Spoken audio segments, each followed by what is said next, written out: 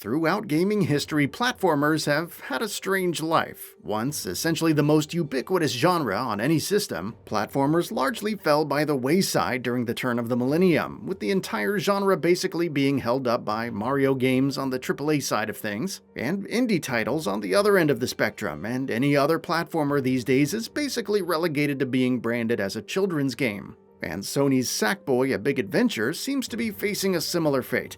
Originally released as one of the launch titles for the PS5, Sackboy: A Big Adventure didn't particularly light the world on fire, and that's largely because as far as being a decent enough platformer, it doesn't really do much to stand out from its competition. As for why that is, I'll get to that, but first, let's talk about the quality of the PC release. Sony has proven itself to be on quite an impressive streak when it comes to the PC releases of its first-party games. The company and its games have come quite away from the bugs and performance issues of Horizon Zero Dawn's PC version on launch, and Sackboy: A Big Adventure is continuing this streak quite well. Sackboy: A Big Adventure offers plenty of graphical options for PC players to fiddle around with to find the settings that work right for their system. As for our experience, I was able to run the game with everything cranked up as high as it could go, including its ray tracing options, and still enjoy a frame rate of over 60 frames per second without having to switch on DLSS. For context, I tested the game on a relatively mid-range system, Ryzen 5 3600, 32GB of RAM, and the GeForce RTX 3060 Ti.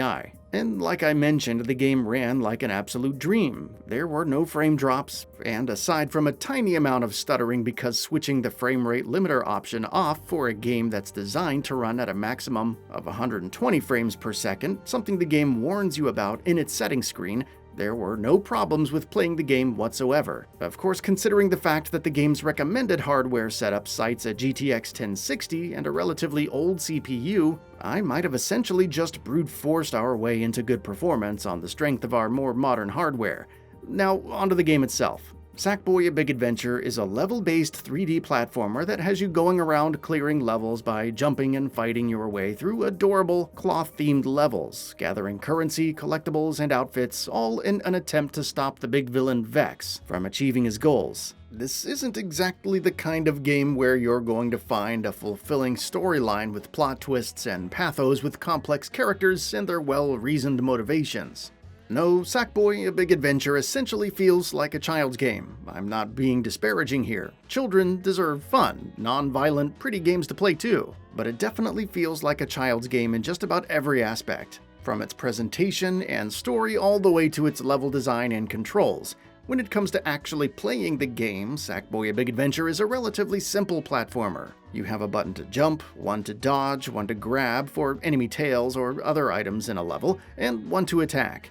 There are a few more complicated things you can do with combinations of these buttons. Hitting jump right after an attack lets you uppercut, but there's never a point in the game that actually requires you to learn any of the fancier tricks up your sleeve. You're not going to find a late-game hard mode level that puts everything you've learned to the test. Even its co-op levels are quite simple, needing the bare minimum of coordination and communication for success. Speaking of which, Sackboy: A Big Adventure supports co-op for up to 4 players. Along with online multiplayer, the PC release also supports local co-op, assuming you have enough controllers to go around. A big disappointment, however, is the lack of cross-play with the console release of the game. Being able to play it with a friend who already had the PS5 version would have been great. In an age where just about any and every multiplayer game has cross-play, its omission here has not gone without notice. When it comes to difficulty, Sackboy: A Big Adventure largely follows in the footsteps of its predecessors, the Little Big Planet games, where the 3 Little Big Planet releases augmented their lack of difficulty throughout their story modes with robust creation suites that let players make and share their own levels. Sackboy: A Big Adventure feels like it takes a major step back by lacking similar tools.